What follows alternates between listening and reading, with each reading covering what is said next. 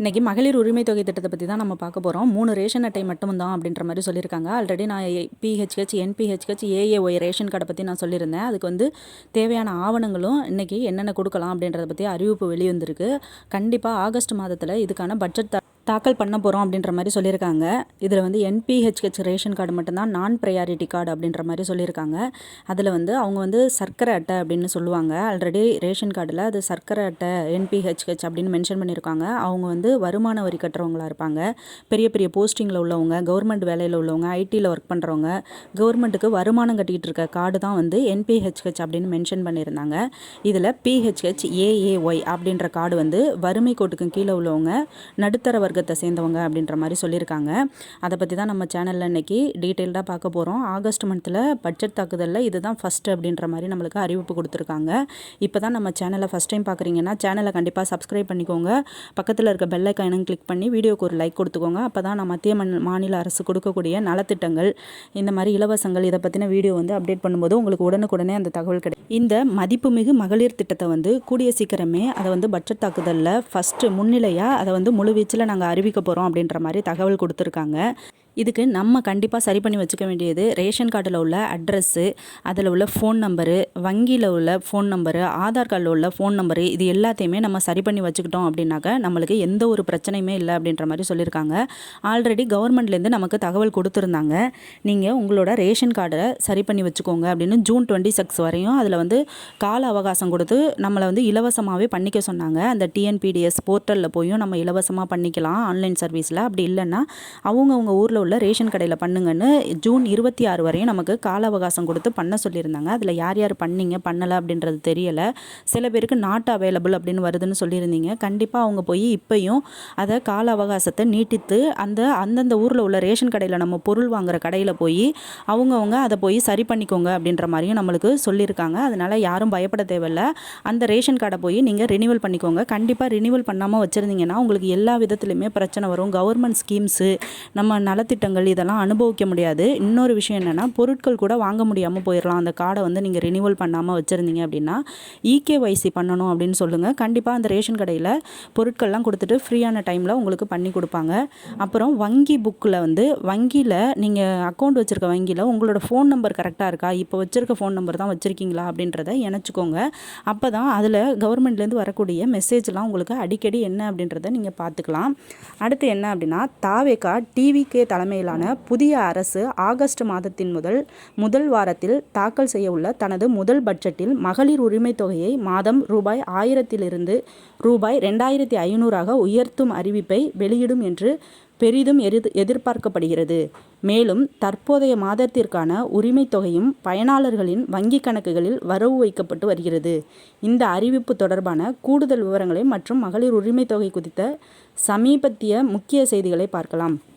அதே தாங்க நான் சொன்ன மாதிரி ஆகஸ்ட் மந்தில் பட்ஜெட் தாக்குதல் செய்ய போகிறாங்க. அதில் வந்து இதில் ஃபஸ்ட்டு முதல் இடம் அந்த பட்ஜெட் தாக்குதலில் நம்ம மதிப்புமிகு மகளிர் திட்டம் தான் அவங்க வந்து தாக்கல் செய்ய போகிறாங்க அப்படின்னு பெரிதும் எதிர்பார்க்கப்படுகிறது. ஏன்னா அவங்க ஓரளவு அதை வந்து கணிச்சாங்க அப்படின்னா அது கரெக்டாக இருக்கும் அப்படின்ற மாதிரி சொல்லியிருக்காங்க. உரிமை தொகை உயர்வு குறித்த எதிர்பார்ப்பு. தேர்தல் வாக்குறுதியின்படி அனைத்து குடும்ப தலைவிகளுக்கும் மகளிர் உரிமை தொகை ரூபாய் 2500 உயர்த்தப்பட வேண்டும் என்பது பெண்களின் நீண்ட நாள் கோரிக்கையாக உள்ளது. இந்த நிலையில் புதிய அமைச்சரவை கூட்டம் நிறைவடைந்துள்ளதை அடுத்து ஆகஸ்ட் முதல் வாரத்தில் தாக்கல் செய்யப்பட உள்ள புதிய அரசின் முதல் பட்ஜெட்டில் இதற்கான நிதி ஒதுக்கீடு செய்யப்படலாம் என்று தகவல்கள் தெரிவிக்கின்றன. ஆகஸ்ட் மாதம் பட்ஜெட் தாக்குதல், அதான மழைக்கால கூட்டத்தொடர் நடக்க போகுது. அதுக்கு முன்னாடி வந்து பட்ஜெட் தாக்குதல் நடைபெறும் அப்படின்ற மாதிரி நம்மளுக்கு அறிவிப்பு கொடுத்துருக்காங்க. கவர்மெண்ட்லேருந்து அறிவிக்கிறாங்க. அது வந்து கண்டிப்பாக அந்த பட்ஜெட் தாக்குதல் நம்ம மதிப்புமிகு மகளிர் தொகையை தான் எல்லாருமே சுட்டி காட்டிகிட்டு இருக்காங்க. கூடிய சீக்கிரமே அது நடக்க போகுதுன்னு சொல்கிறாங்க. அது வந்து யாருமே எங்கேயுமே போய் மனு கொடுக்க தேவையில்லை அப்படின்னு நம்ம அமைச்சர்கள் வந்து சட்டசபையில் இதை பற்றி பேசிகிட்டு இருக்காங்க. சட்டசபையில் சொல்லும்போது யாரும் எங்கேயும் அலைய வேண்டாம், ஆன்லைன்லேயே இதை பதிவு பண்ணிக்கலாம் அப்படிங்கிற மாதிரியும் நம்மளுக்கு ஒரு சில தகவல் வந்துகிட்டே இருக்குது. அதனால் யாரும் எங்கேயும் அலையாதீங்க. சட்டப்படி அறிவிப்பு வந்தோடனே நான் நம்ம சேனலில் வீடியோவை அப்டேட் பண்ணுறேன்.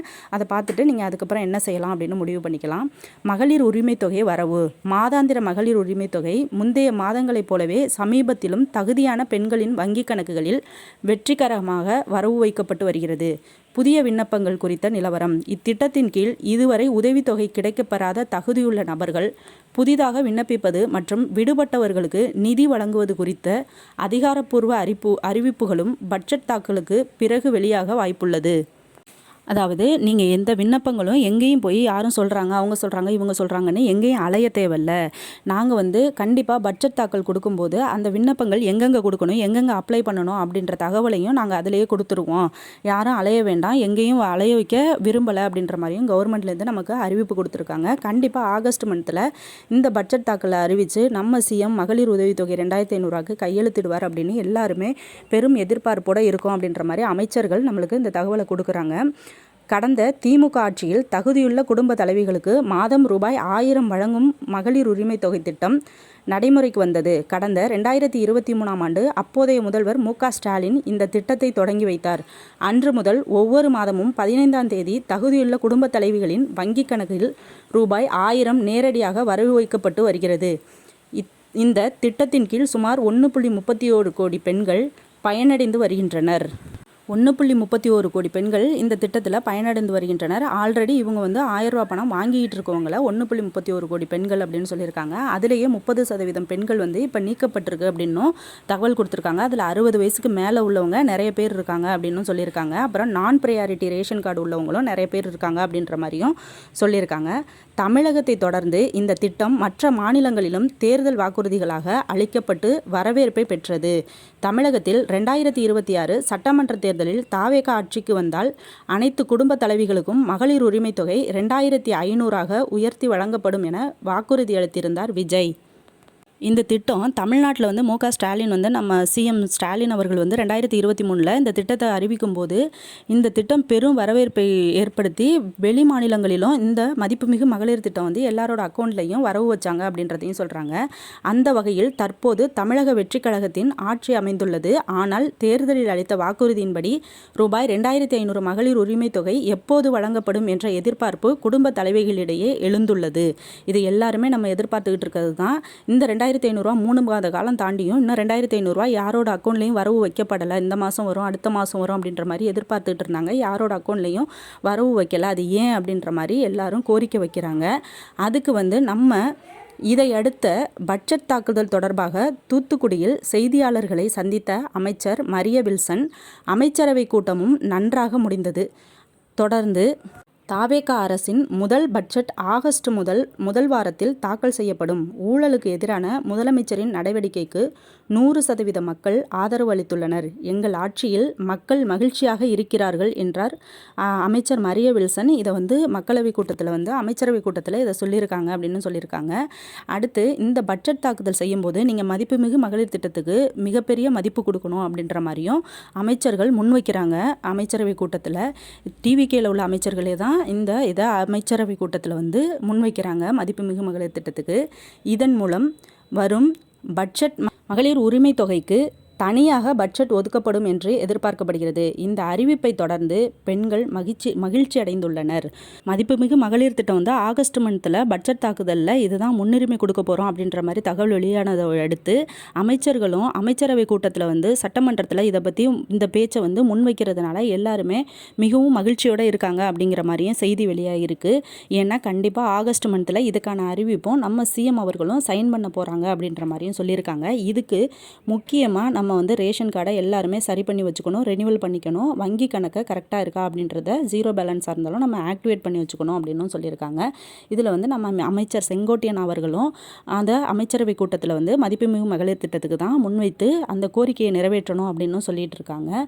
மகளிர் உரிமை தொகை கிடைக்காதவர்கள் புதிதாக விண்ணப்பிக்கலாமா? செங்கோட்டையன் நம்ம அமைச்சர் செங்கோட்டையன் அவர்களும் இந்த மதிப்புமிகு மகளிர் திட்டத்துக்கு நம்ம மதிப்பு கொடுக்கணும், அவங்க கோரிக்கையை சீக்கிரமே நிறைவேற்றணும் அப்படின்ற மாதிரியும் சொல்லியிருக்காங்க. ஆகஸ்ட் மந்த்து பட்ஜெட் தாக்குதலில் இந்த 2500 தான் முன்னெடுத்து ஃபஸ்ட்டு செய்ய போகிறோம். அடுத்து வந்து போக்குவரத்து துறையையும் அந்த பட்ஜெட் தாக்குதலில் முன்னுரிமை கொடுத்து செய்கிறோம் அப்படின்ற மாதிரியும் தகவல் வெளியாகிட்டுருக்கு. இதில் நம்ம வந்து இந்த மதிப்புமிகு மகளிர் திட்டத்தில் வந்து 60 வயசுக்கு மேலே உள்ளவங்க யாருக்குமே அது வந்து கிடைக்காது அப்படின்ற மாதிரியும் தகவல் கொடுத்துருக்காங்க. அந்த 60 வயசுக்கு மேலே உள்ளவங்க யாருமே ஃபீல் பண்ண வேண்டாம், அவங்க வந்து ஓய்வூதிய திட்டத்தில் சேர்த்துருவாங்க, அவங்களுக்கு 3000 ரூபாய் அப்படின்ற மாதிரி சொல்லியிருக்காங்க. ஏன்னா அந்த 60 வயசுக்கு மேலே உள்ளவங்க வந்து வயதானவர்கள் முதியோர் லிஸ்ட்டில் வந்து அவங்கள லிஸ்ட் அவுட் பண்ணியிருக்கோம், அந்த வேலையும் நடந்துகிட்ருக்கு அப்படின்ற மாதிரியும் சொல்லியிருக்காங்க. அதனால் அவங்களுக்கு வந்து 3000 ரூபா ஓய்வூதிய திட்டத்தில் தான் கிடைக்கும். அதுக்கான வீடியோ நான் அப்டேட் கிடச்சோன்னே நான் நம்ம சேனலில் வீடியோ அப்டேட் பண்ணுறேன்.